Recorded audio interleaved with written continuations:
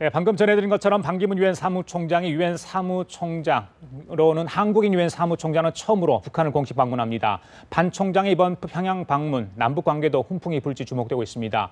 한편 북한이 강원도 인근 동해상에 항행 금지 구역을 설정하면서 곧 미사일을 쏘는 것 아니냐 이런 우려도 나오고 있는 상황입니다.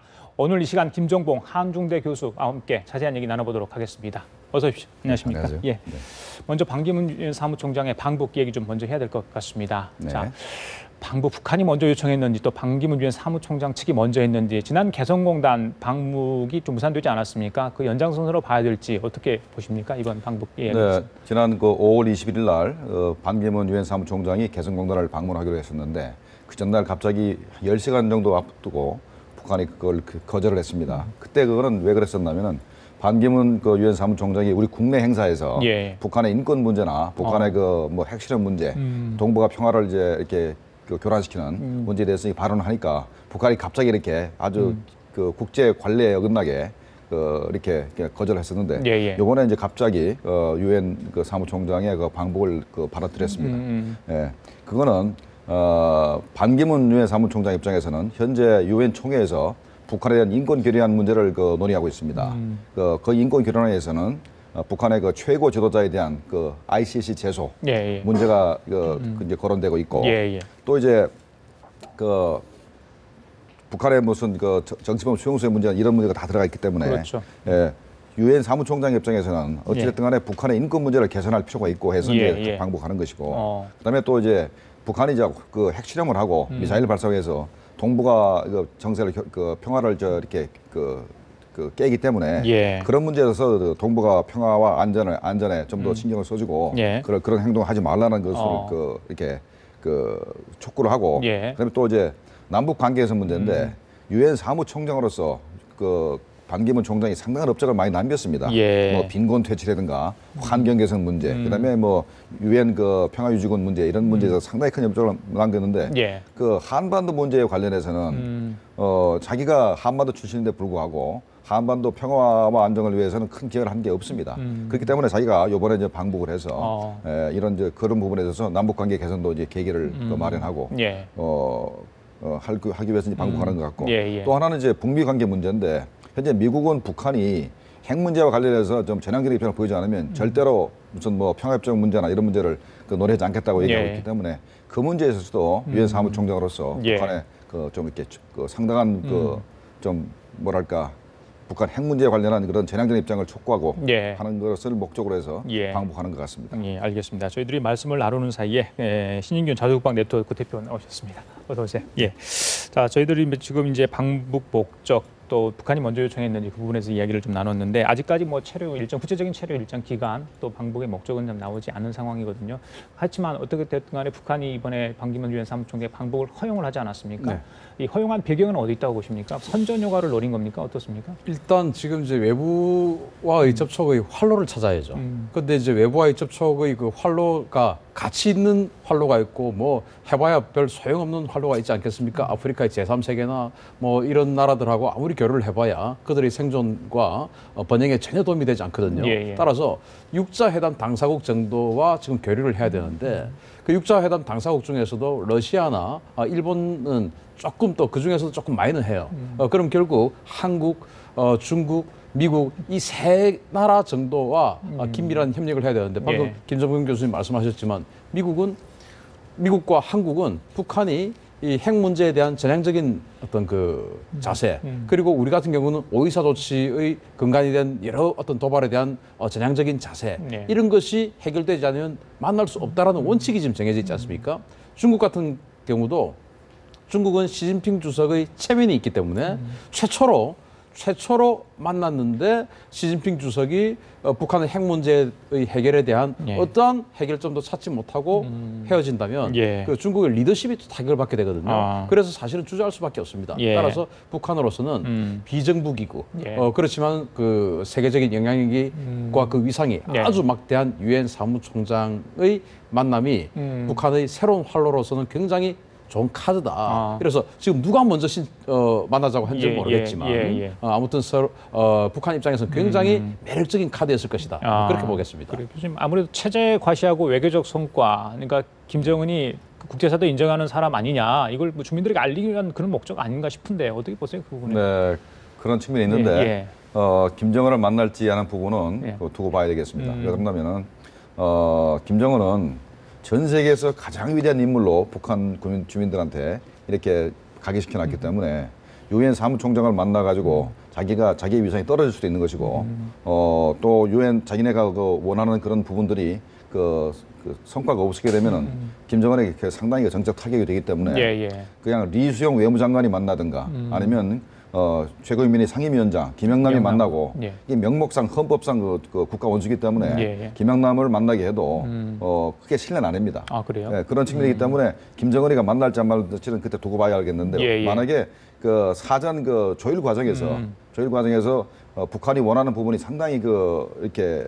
포함되어 있다 그러면 그걸 성취할 수 있다 그러면 김정은이 만날 가능성도 있습니다. 만약에 김정은이가 유엔 사무총장을 만나게 된다면 그거는 이제 김정은 입장에서는 최초의 의미 있는 외교적 행위라고 할 수 있겠습니다. 그렇죠. 근데 유엔 지금 회원국 아니겠습니까, 북한은? 그것도 유엔 수장이 직접 가는데 김정은 아무리 뭐 외교적으로 김영남이가 있다 하더라도 이건 만나야 되는 거 아닌가요? 만나야 되는 게 상식이죠. 그런데 이제 그게 서로에게 일장일단 있다고 봅니다. 예를 들어서 김정은 입장에서는 이제 유엔 사무총장, 그 유엔의 수장 아니겠습니까? 유엔의 수장을 만나는 모습을 보여주는 것은 그 지금 북한 주민들에게 내가 이 정도 된다라고 하는 그 엄청난 자신의 위력을 과시할 수 있는 저는 플러스 요인이 더 많다고 보고 반기문 총장에게는 플러스 마이너스가 같이 공존한다고 봅니다. 김영남 상임위원회 최고위원장을 상임위원장을 만약에 만나서 뭔가 어떤 그 내실 있는 성과를 얻지 못했을 때는 김정은을 만나지 않았기 때문에 라고 이렇게 한 발짝 뺄 수가 있는데 김정은을 만나고 나서도 뭔가 내실 있는 성과를 외교적 성과를 이루어내지 못한다면 그러면 왜 갔냐? 라는 비난에 직면할 수가 있습니다. 그러면 뭐 정치하러 갔냐? 뭐 이러한 그 비난에 직면할 수 있거든요. 특히나 오늘 같은 경우가 굉장히 예민한 날인 것이 지난 주말에 이제 금요일이죠. 그 프랑스의 사상 초유의 그 선진국, 특히 유엔 안보리 상임 이사국의 수도를 향한 동시다발적인 테러가 있었습니다. 그런 상황에서 물론 오늘 그 방문의 어떤 그 발표가 갑자기 어제 전화해서 오늘 발표하는 건 아니겠고 이미 오래전부터 준비해왔고 해서 이 일정을 뒤집을 수 없는 상황이었겠지만 일각에서는 프랑스를 가야지 왜 평양을 가냐 지금 이 상황에서 라고 하는 지적도 있거든요. 따라서 이런 상황에서 프랑스를 가지 않고 유럽을 가지 않고 평양을 가는 상황에서 사실은 반기문 총장은 큰 성과를 내고 핵이라든지 또는 인권 문제라든지 뭐 이런 부분에 대해서 큰 성과를 내고 돌아와야 할 의무가 생긴 겁니다. 조금 더 무게가 조금 부담이 좀 가중됐죠. 따라서 근데 김정은을 만나고 왔는데도 아무런 성과가 없이 예를 들어서 왔다. 이렇게 되면 조금 더 마이너스 요인이 생길 수가 있는데 반대로 그러한 성과를 낸다면 그야말로 대박이 되는 것이죠. 그래, 유엔 사무총장의 일정도 굉장히 중요한 일정 아니겠습니까? 저희들이 뭐 사전에 미리 공개 안 하는 거, 뭐 보안상 또 경호상 그러는 걸 알고 있는데 뭐 프랑스를 먼저 방문한 다음에 북한을 갈 수도 있는 건 아닌가 이런 생각도 해보는데 일단 방문하게 된다면 방문 중에 이제 또 누구를 만날 것이며 또 어떤 곳을 갈 것이며 이런 것도 좀 궁금한 부분 아니겠습니까? 어떻게 예상을 하세요? 네, 북한이 벌써 주도 면밀하게 어디를 보여줄지를 다 계산을 해놨을 겁니다. 그래요? 그건 우리가 뭘 보면 우리가 참고할 수 있냐면 과거 카터 미국 대통령이 그때 북한과 미국 간의 그 군사적 긴장 관계를 해소하기 위해서 북한을 방문했었습니다. 그때 이제 미국이 북한에 대한 폭격을 계획하고 그랬을 때 폭격을 막기 위해서 이제 가사를 부른 것인데 카터 대통령한테 보여준 것이 그 인민문화공원 이런 데서 5살, 6살짜리 어린애들이 그 재능을 보이고 춤추고 하는 그 아름다운 모습을 보여줬는데 그때 카터 대통령이 클린턴 미국 대통령한테 전화를 했어요. 나는 세상에서 이렇게 아름답고 재능 있는 어린애들을 본 적이 없는데 너희들이 거기다가 폭격한다는 것은 말이 되지 않는다. 라는 거를 얘기를 하게 됩니다. 그래서 이제 폭격이 중지되는데 아마 북한도 요번에 우리 반기문 사무총장이 가게 되면은 그런 그 어린애들의 아름다운 모습을 보여주든가 이렇게 아름답고 평화롭고 인권이 보장된 나라에서 대해서 당신들이 벌써 2006년 7월부터 벌써 한 10년 가까운 세월 동안에 유엔 제재를 하기 때문에 우리 애들이 굉장히 궁핍하고 어렵게 살기 때문에 그건 반드시 해제돼야 된다. 이런 논리를 전개할 그 가능성이 있기 때문에 주로 유엔 제재가 나쁜 것이고 하는 그 부분을 그 입증하는데 그런데 그런 그 일정을 이렇게 많이 계획할 가능성이 있습니다. 그래요. 신 대표님 어떻게 생각하세요? 아주 그 날카로운 지적을 하셨고 저도 고개가 끄덕여집니다. 그럴 것 같습니다. 그래서 지금 이제 북한이 2006년도에 그 핵실험을 처음으로 했지 않습니까? 1차 핵실험을 했죠. 그리고 2009년도 2차 핵실험. 그리고 이제 13년 2월 달에 3차 핵실험. 이렇게 하면서 유엔 제재를 갖다가 지속적으로 쭉 받아왔습니다. 특히 이제 3차 핵실험 후에는 거의 금융 제재까지 받을 정도로 막대한 제재를 받고 지금 여러 가지 어떤 그 전략 물자들은 전혀 들어가지 못하고 북한에서 나오는 어떤 의심선박들은 다 해상에서 검문 검색을 당하는 PSI 그 조치도 지금 당하고 있고 뭐 그런 상황이기 때문에 방금 말씀하신 그런 유엔 제재만 풀어지면 우리가 조금 더 이 아이들에게 또는 이 여성들에게 좀 더 나은 삶을 보장해 줄 수 있다라는 것을 좀 그 강조할 그런 작전을 구사를 할 것 같고요. 그런데 이제 반기문 그 총장 입장에서는 조금 이제 조심해야 할 것이 북한은 외빈이 오면 반드시 그 김일성 동상 참배를 시킨다든지 그런 걸 하려고 해요. 그러한 어떤 그 정치적 행위에는 조금 뭔가 그 단호한 의지가 좀 있어야 되지 않겠나 생각합니다. 그 부분인데 바로 이제 반기문 사무총장이 한국인이라는 부분 아니겠습니까? 그래도 여러 가지 걸린 부분도 있고 자랑스럽지만 여러 가지 좀 그래 부담스러운 면도 있지 않을까 싶은데 지금 이제 박근혜 대통령 G20 정상회의 참석을 하고 있는 중 아니겠습니까? 그래서 반기문 사무총장의 방북 소식을 과연 청와대나 정부가 좀 알고 있었는지 그런 부분인데 청와대는 아는 바 없다. 뭐 정부도 그런 얘기했거든요.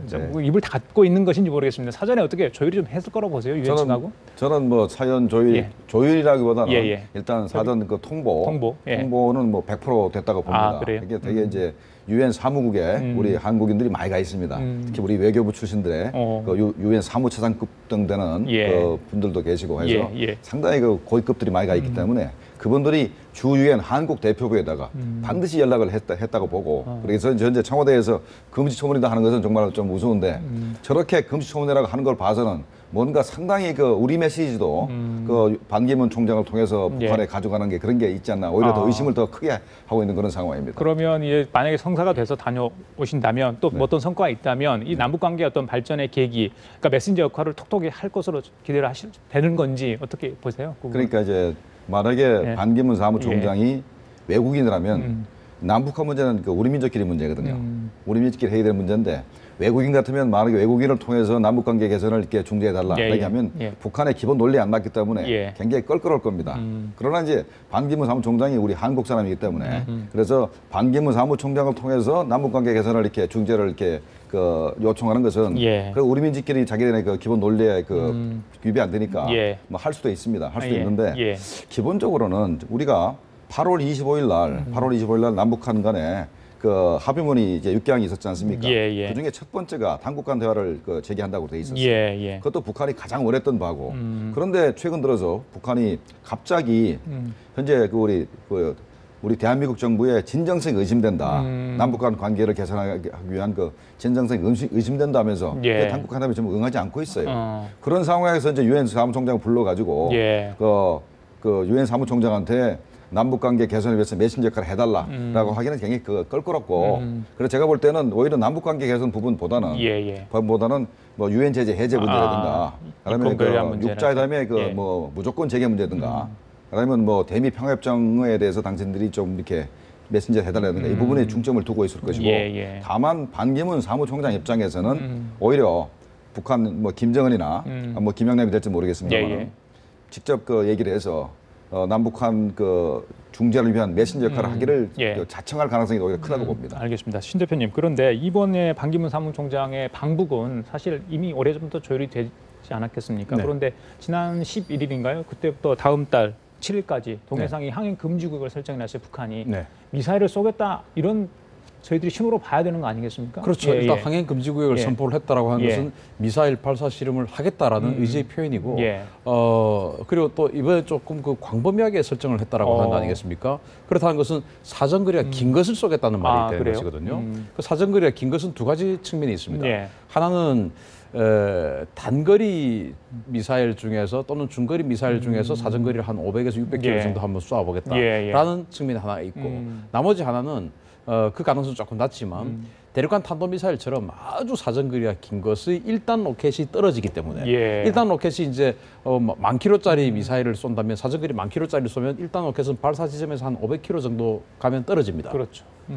그러면은 이제 노동 미사일이나 이런 것을 쏘는 것과 비슷한 그것이 되거든요. 따라서 대륙간 탄도미사일의 1단 로켓이 낙하하는 지점 또는 중단거리 미사일의 최대 어떤 그 사정거리를 테스트하는 뭐 그런 실험 정도를 지금 풍기는 것이죠. 그런데 반기문 총장이 방문을 하는 것을 협상을 하고 있다고 해서 이것을 만약에 안 할 것이다. 라고 하는 것은 안 맞죠. 왜냐하면 이런 것을 하고 있어야 반기문 총장이 와서 협상을 할 때 자신들이 이 발사를 하지 않는 것도 하나의 카드가 되니까 자기네들은 항행금지구역만 선포해놓으면 이거 가지고 여기서 발사하지 않는 것 가지고도 예를 들어서 식량 10만 톤하고 바꿀 수도 있는 거예요. 그러니까 이 선포하는 이 아주 간단한 행위로 국제사회는 긴장하게 되고 혹시 이게 핵미사일이 아닌가? 혹시 대륙간 탄도미사일은 아닌가? 혹시 스커드나 노동미사일의 새로운 발사 기법을 연마하는 것은 아니냐. 이런 식으로 계속 의심을 하기 때문에 가지 마라. 그것도 이 탄도미사일 기술을 연마한 그 어떤 발사 실험도 해서는 안 된다라고 안보리 제재한 2094호에 명시가 되어 있습니다. 그러니까 유엔 사무총장에 가서 탄도미사일 발사하지 마세요. 라고 하는 것은 또 의무예요. 갔는데 그 의무를 또 하지 안 되지 않습니까? 분명히 유엔 안보리 제재 결의안이 나와 있는데 그러면은 우리가 당신 체면을 지켜줄 테니까 이런 거 한번 지원하시오. 라고 또 할 수 있는 것이거든요. 그래서 여러 가지 카드로 만약에 말 안 들으면 쏴버리면은 유엔 또 사무총장 체면이 말이 안 되게 되니까 아주 중요한 협상 카드라고 봅니다. 금지구역 설정만 하고 실제 행동으로 옮기지 않을 그럴 가능성도 있어요. 지난번에도 그랬던 것 같은데 어떻게 보세요, 그 부분은? 바로 이제 우리 신 대표님이 말씀하신 게 아주 정확히 말씀하셨습니다. 오히려 현재 그걸 반기문 사무총장이 방북한 기간 중에 미사일 발사를 이렇게 할 것처럼 이렇게 시연을 함으로써 우리 반기문 사무총장을 압박을 하는 거죠. 북한이 가지고 있는 카드라는 게 막 그런 거 아니겠습니까? 우리 남한한테는 예상가족 항복 문제고 미국이나 국제사회에 대해서는 장거리 미사일 발사 핵실험 이거밖에 없지 않습니까? 꼭 핵실험을 할 것처럼 또 이렇게 장거리 미사일 발 것처럼 아마 곧 언론에 나올 겁니다. 꼭 저기 현재 풍계리 한경북도 결국은 풍계리의 핵실험장에도 또 뭔가 또 하는 것처럼 또 이렇게 보여줄 겁니다. 그래서 반기문 사무총장은 끝까지 압박을 한 다음에 당신이 우리를 이렇게 우리가 유엔 제재 해제를 하고 이렇게 도와준다면 우리 이런 거 안 할 수 있다라고 해서 협상 카드로 내세울 가능성이 큰 거죠. 알겠습니다. 두 분 나오셨으니까 요거 언급하고 가야 될 것 같습니다. 프랑스 파리 테러 이야기 좀 해보겠습니다. 북한에서도 어느 정도 이야기 나올 줄 알았더니 짧게 보도만 했어요. 당국 공식 입장은 아닌 것 같아요. 이번 사태 북한은 사실 테러 지원국으로 지금 지정이 돼 있는 상황 아닌가요? 지정이 풀렸죠. 풀렸습니까? 다시 재지정을 검토하고 있습니다. 그렇죠. 그런 상황인데 테러라면 또 북한을 떠올릴 수밖에 없는 상황인데 북한은 이번 사태 어떻게 보고 있을까요? 지금 북한은 이번 사태가 아주 자신들의 정권 유지에 정말 좋은 징조다 이렇게 볼 수 있습니다. 어떤 의미에서? 왜냐하면 이제 이란과 미국을 비롯한 국제사회와의 핵 협상이 끝났지 않습니까? 우리 동아시아에는 미국의 열척의 제가 이제 미국의 군사력을 좀 설명을 드리겠습니다. 미국이 핵 항공모함이 10척이 있습니다. 그 중에서 한 4척 정도는 항상 수리를 하고 있어요. 그리고 동아시아, 일본 요코스카에 한 척이 있고 페르시아만에 2척이 있었습니다. 그 나머지 가지고 이제 무기 테스트하고 뭐 이렇게 해가지고 쓸 수 있는 항공모함이 아주 빠듯했어요. 그런데 핵 협상이 이란과 핵 협상이 끝나자마자 페르시아만에 있던 그 항공모함을 바로 철수를 시켰습니다. 이제 미국의 국제 정책이 지금 아시아로의 회귀, 피보트 아시아 아니겠습니까? 그래서 그 중에 한 척을 지금 싱가포르로 보내고 한 척은 미 본토로 다시 귀환을 시켰습니다. 수리를 위해서. 그래서 이제 우리 요코스카에는 루즈벨트 항공모함이 와 있었고, 싱가포르에는 시어도어, 우리는 로널드 레이건이 와 있었고, 거기 이제 시어도어 루즈벨트가 가 있었어요. 그래서 이제 중동 지역에는 군사력을 다 이제 여유가 가져서 이 아시아로 집계를 합니다. 예. 자, 미국 항공모함이 2척이면요. 예전에 뭐 작게 5027 이런 데 보면 예. 항공모함이 5척이 와서 뭐 전투기가 2,000대가 오고 병력이 69만 명이 오고 이러는데 이 21세기에 그런 일이 벌어질 거라고 저는 생각하지 않습니다. 그냥 항공모함 2척만 오면은 북한 레짐 체인지 할 수 있습니다. 그래서 저는 지금 이 시기가 북한에게 굉장히 위험한 시기구나. 왜냐 이란 핵 협상 끝났고 지금 전 세계 불법 핵 개발하고 있는 나라 딱 북한 하나거든요. 그전엔 동시다발적으로 막 하고 있었으니까 그중에 제일 급한 중동 지역부터 해결을 했고 시리아는 뭐 이스라엘 폭격 가지고 핵시설 사라져 버렸고 이라크는 미국이 가서 공격해가지고 아예 없어버렸고 이란 하나 남았는데 중동 지역에 이란은 협상에서 끝났고 이제는 전 세계 북한 남았습니다. 그래서 여기에 항공모함 집결해서 언젠가는 우리 또 작게 5015 해가지고 선제 타격, 참수 공격 이런 게 개념에 미국하고 들어가서 지지난주에 사인했지 않습니까? 한미 국방장관이. 그래서 야 이거 언젠가는 어느 날 밤 갑자기 칠 수 있겠구나라는 생각을 했는데 지금 시리아가 이렇게 동시다발적인 테러를 하게 되면 지금 프랑스 항공모함이 13일 날 그 지중해에 있는 프랑스 군항 톨롱항을 출발을 했어요. 그래서 18일 날 페르시아만에 도착하는데 미국 항공모함 그거보다 더 늦어요. 프랑스 항공모함 한 척 있는 항공모함이 지금 이미 이 테러를 당하기 전에 출발을 했는데 여기는 지금 안 가고 있단 말입니다. 그러면 미국이 다시 군사력을 페르시아만으로 보낼 수밖에 없습니다. 즉 북한은 공격을 안 받을 가능성이 커진 거죠. 그래요. 그런 또 역학관계도 있습니다. 그 정치적으로는 현재 시리아의 아사드 정권하고 북한하고는 아주 친합니다. 현재 아사드 정권의 그 아버지 정권 때부터 또 아들 정권 때까지 계속 친한 상태고 그리고 근데 IS는 저 아사드 정권하고 전투를 벌이는 상태이기 때문에 북한은 IS하고는 친하지는 않습니다. 친하지 않고 또 더군다나 저 북한 입장에서도 테러는 반대하는 입장을 얘기를 할 겁니다. 아직 안 했지만 이번에는 북한이 이번에 그 프랑스에서 벌어진 그 테러 사태의 그냥 상황 보고만 그 사실 보고만 했지만 아마 그걸 머지않아서 테러에 반대하는 소리 분명히 할 겁니다. 왜 그러냐면 아사드 정권과 친하거든요. 근데 IS는 아사드 정권의 적입니다. 적이기 때문에 곧 아마 그 북한도 테러 반대하는 소리를 할 가능성이 있습니다. 알겠습니다. 자, 지금까지 김정봉 한중대 석좌 교수 그리고 신윤균 자주국방 네트워크 대표였습니다. 말씀 감사합니다. 예.